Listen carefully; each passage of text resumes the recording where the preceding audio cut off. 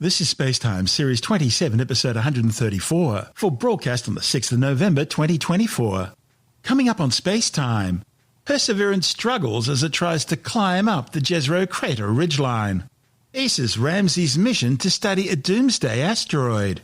And Beijing Shenzhou 19 arrives at China's space station. All that and more coming up on SpaceTime. Welcome to SpaceTime with Stuart Gary.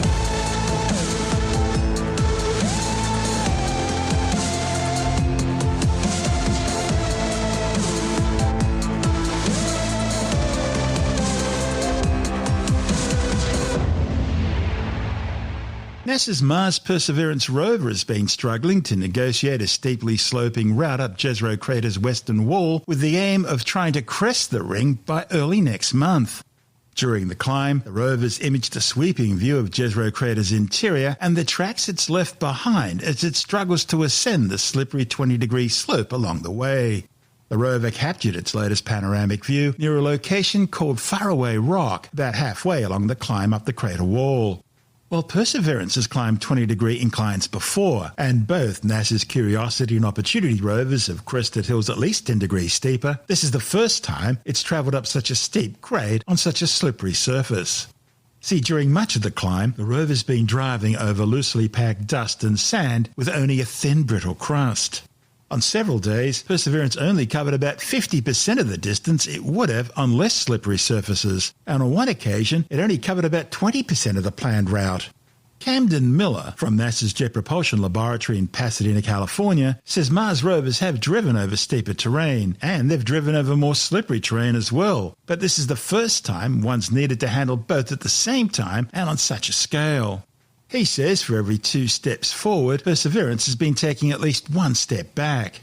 When the rover's mission managers saw this was trending towards a long, hard slog, they looked at new ways of climbing the ridge. One idea involved driving backwards up the slope. That's because testing on Earth showed that under certain conditions the rover's rocker bogie suspension system maintained better traction during reverse driving. They also looked at the idea of cross-slope driving, zigzagging backwards and forwards. A third option involved driving closer to the northern edge of the Summerland Trail. That's the name mission managers had given to the rover's path up the crater rim. Now, data from these efforts showed that while all 3 approaches enhanced traction, sticking close to the slope's northern edge proved to be the most beneficial. The rover's planners believe the presence of larger rocks closer to the surface there made the difference. The science team wants to get to the top of the crater's rim as soon as possible because of the scientific opportunities available up there. In a few weeks, Perseverance is expected to crest the crater rim at a location the science team are calling Lookout Hill. From there, it'll drive about another 450 metres to Witch Hazel Hill. Orbital data shows that Witch Hazel Hill contains lightly toned layered bedrock, and scientists want to compare this new site to Bright Angel. That's the area where Perseverance recently discovered and sampled the unusual Shava Falls rock. Ken Fairley is NASA's Mars Perseverance Rover's project scientist. Perseverance is exploring Jezero Crater, where an ancient lake and river system once existed. If microbes ever lived here, signs of them could be preserved in these rocks. About 3.5 billion years ago, a river carved a canyon through the crater rim, filling the crater with water and depositing sand and rocks that formed a delta. On Earth, the record of such an ancient river and lake would have been erased long ago. That's why sending a robotic explorer like Perseverance is so valuable. Mars is a special place that preserves a unique record of things that happened in the first billion years of the solar system. In this area, different rock layers record different parts of the crater's history. Flat, light-colored rocks were deposited on the banks of a river flowing slowly across the landscape. Boulders were deposited later in what was likely a raging torrent. Lab equipment on Earth can accurately measure when a volcanic rock was formed, so if we can return a sample of this lava to Earth in the future, we may know when and for how long water flowed into Jezero. From here, Perseverance will continue west. We're lucky to have a route the rover can safely drive up the rim right where we need it, exploring rocks far older than those in Jezero and produced in an entirely different way. Since finishing its study of the crater floor, Perseverance has been climbing the delta and piecing together the history of this once watery environment. That's Ken Fairley, NASA's Mars Perseverance Rover project scientist. And this is SpaceTime. Still to come, ESA's Ramses mission to study a doomsday asteroid, and the Shenzhou 19 spacecraft arrives at China's space station. All that and more still to come on SpaceTime.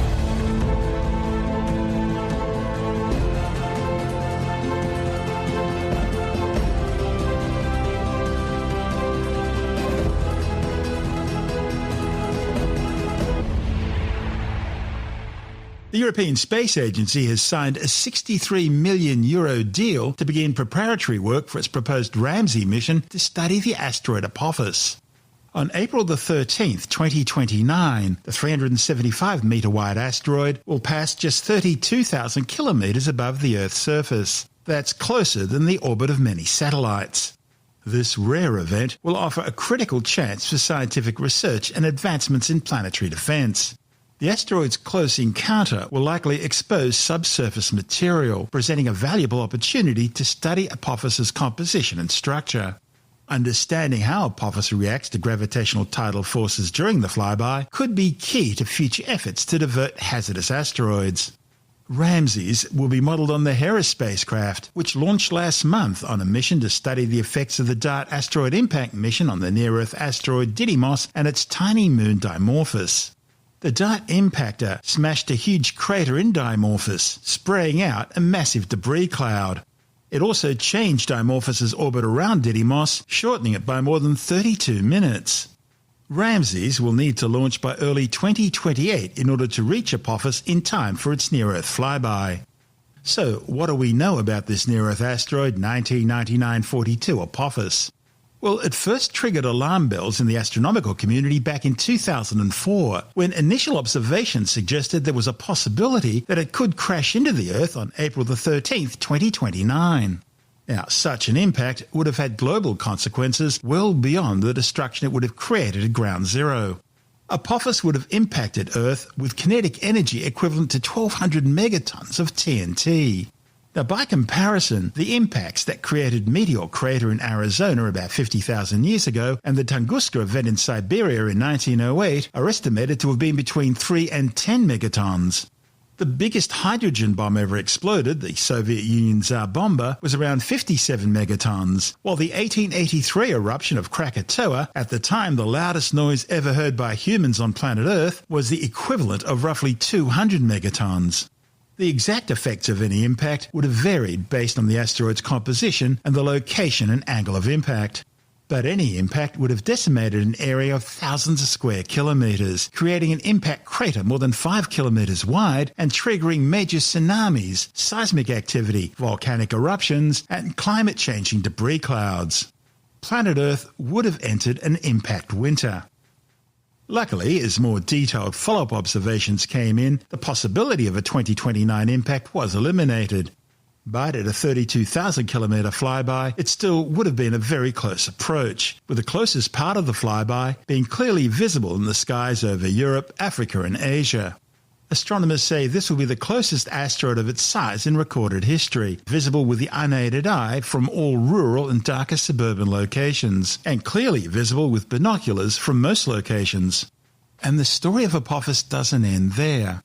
After the initial calculations cleared Apophis's 2029 close encounter, there were still concerns about a possible gravitational keyhole, just 800 metres wide, which, if the asteroid passed through it at the right angle, would have resulted in an impacting trajectory exactly 7 years later on April the 13th, 2036. Luckily, as continued observations came in, further refining the space rock's orbit, the likelihood of an impact continued to decline. Turns out there was the risk of another Earth impacting trajectory by Apophis in 2068. So once again further orbital calculations were made, and this too was eventually ruled out. Astronomers are now fairly confident that Apophis poses no threat to planet Earth for at least the next 100 years. This is SpaceTime. Still to come, China's Shenzhou 19 spacecraft safely arrives and docks with the nation's Tiangong space station, and later in the science report, a new study claims more than 12% of Australian teens now claim to identify as being gay, bi, pan or asexual. All that and more still to come on SpaceTime.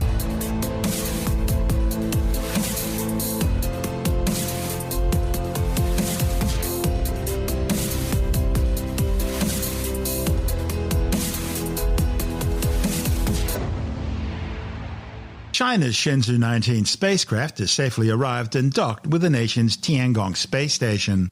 The Shenzhou 19 was launched aboard a Long March 2F rocket from the Jiuquan Satellite Launch Center in northwestern China. Its crew of 3 taikonauts will spend the next 6 months on station, carrying out a range of experiments, including some involving the manufacturing of bricks made from compounds imitating lunar soil. That's part of China's ambitious space program to get taikonauts on the lunar surface by 2030. The material for the lunar brick test will be delivered to the Tiangong space station by the Tianzhou 8 cargo ship, which will launch later this month. The lunar brick test will see how this material fares in extreme radiation, microgravity and temperature conditions. The Shenzhou 19 crew members will replace 3 taikonauts currently on station who will return to Earth later this week. This is SpaceTime.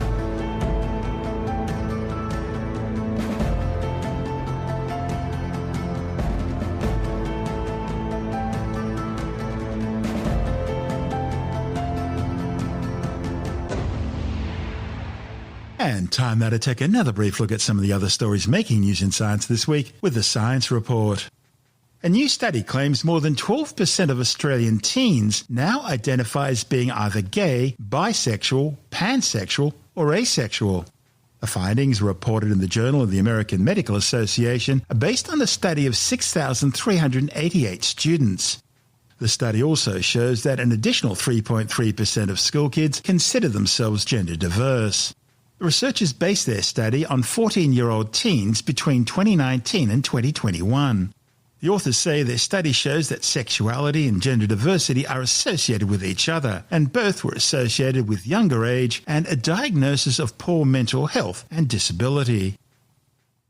The scourge of microplastics isn't just contaminating humans, it's affecting all other animals on the planet as well. A new study reported in the journal PLOS ONE has found that bottlenose dolphins are breathing in microplastic contamination. Researchers reached their conclusions after collecting air breathed out through the blowholes of 11 dolphins at 2 sites in the Gulf of Mexico, and they found that they all exhaled microplastics totaling some 54 pieces. Although the number of microplastic particles being exhaled was split almost evenly between 2 sites in Florida and Louisiana, there were differences in the plastics at the sites. Particles from dolphins in Florida were mostly fibres, while those in Louisiana all breathed out microplastic films.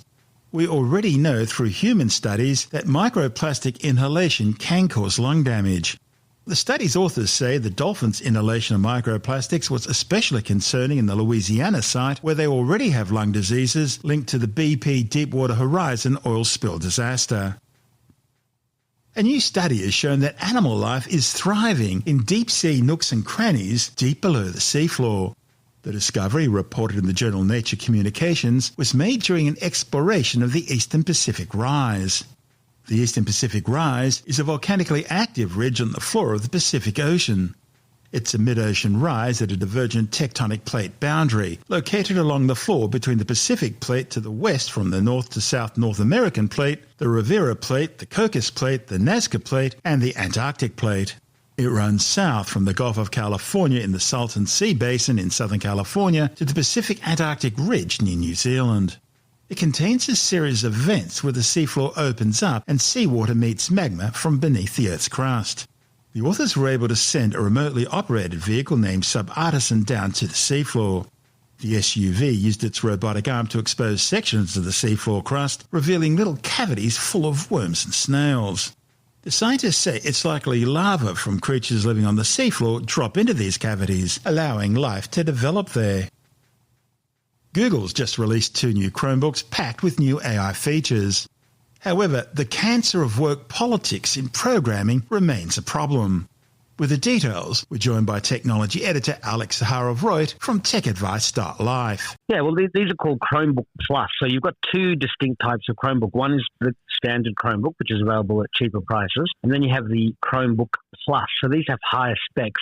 You either have an Intel Core i3 or an AMD Ryzen 7000 series CPU inside, 8 gig or more of memory, 128 gig or more of storage, and 1080p Full HD or better displays. Obviously, if you get higher specs, it will cost more. But in Australia, we're looking at about $800 or so for one of the new Asus models, and this is a Chromebook Plus. So inside there, you have the ability to get the AI to read you a web page, and you can then ask various questions about that particular page. You've got live translate, so if you're watching a video on YouTube that is in a different language, it can instantly translate it with AI to whatever other language you want. For regular Chromebooks, which includes Chromebook Plus, you have the Recorder app, which not only records and transcribes what it's hearing, but it can give you summaries as well, which you expect from AI these days. Chromebook Plus also have the appearance effects and studio-style mics for better calls in Zoom or Teams. And right on the taskbar at the bottom of the screen is the Gemini AI button, which brings up a ChatGPT-style text-based interface that allows you to ask any questions and speak with the computer. So there's plenty more, but the Chromebook and Chromebook Plus are an alternative to Windows devices, which are often blighted by viruses, and then Mac devices, which are, personally, I think are brilliant, but they usually tend to cost more. But you do get a total cost of ownership where you don't have to buy, generally speaking, any internet security software. I mean, viruses are pretty rare on Macs. They do exist, but you have to willfully type in your password to, when being prompted to install something, and often that is from pirate sites. So you get 3 months of Gemini Advanced for free with a regular Chromebook, and with a Chromebook Plus you get a full year of it, which is, again, their most advanced AI. So I have seen out and about plenty of Macs, plenty of PCs, but I'm seeing more and more Chromebooks as well. It's become a viable third alternative, which is great for competition. Speaking of which, we also have news from Apple. Yes, they have launched their M4 chip as well as the M4 Pro and the M4 Max, which are for more professional users needing even more performance. We're talking about 1.8 times faster speeds than the original M1 Mac from 2020. And look, there's lots of other improvements inside with the neural engines, but what we have is a new Apple Mac Mini, which is only a little bit taller than the Apple TV. So they've managed to shrink that down in size. Now, there has been controversy where Apple has put the power button for the Mac Mini on the bottom of the unit, but it's not right on the bottom in the middle. There is a cooling grill with a fan inside, and you can actually put your finger underneath to power off the Mac. But most people leave their Macs on, and if you've got to shut it down, you click on the Apple menu in the top left-hand corner and then click on shut down. I mean, holding the power button is often something you do to force the machine to turn off. Yeah, in case you're loading something that you shouldn't be. Yeah. After a few seconds. I mean, normally it's not off straight away. I mean, if you push it, it'll just go to sleep. But that little new Mac Mini is going to turn heads. And then, of course, we have the regular iMac, which just comes with this base level M4. And then we have the new MacBook Pros, which have the ability to go to these faster chips. And we also have Thunderbolt 5. That's going to deliver 80 gigabits per second. And with bandwidth boost, it'll provide up to 120 gigabits. Now, normally you're talking 20 gigabits or even 40, I think, with the Thunderbolt 4. So this is a doubling, and it just makes the transfer of data with a suitably equipped Thunderbolt 5 enclosure for your drive super fast. The M4 Max also give you the fastest version of Apple Intelligence. Now, Apple Intelligence has only just launched last week on iOS 18.1, iPadOS 18.1, and macOS 15.1. There'll be many more updates throughout the rest of 2025, one coming in December 2025. But this piecemeal approach has annoyed some people. They're saying that Apple Intelligence isn't as impressive as ChatGPT, but Apple normally isn't first to these things. They're last. They like to see what everyone else does, look at all the mistakes they've made, and then launch something. So the initial launch of Apple Intelligence is a bit underwhelming, but these new computers will give you the fastest performance. My question, however, isn't so much which is the fastest, but which is providing the most accurate information. Yeah, well, that is obviously a question all of the AI providers are talking about, how they're working as hard as they can to minimize hallucinations. It's not just hallucinations, it's garbage being programmed into the systems. Yeah, well, that's right. If you try and do a search on ChatGPT and ask it about Trump's assassination, I saw various AI systems trying to deny it happened at all. So, yeah, woke AI, garbage in, garbage out. I mean, the other side of that coin is privacy, and Apple is promising the most private AI experience.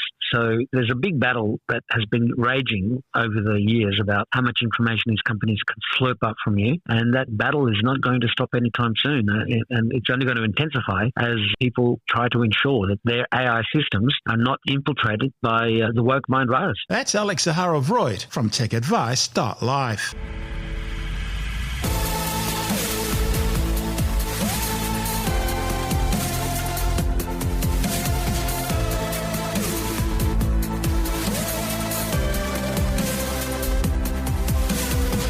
That's the show for now.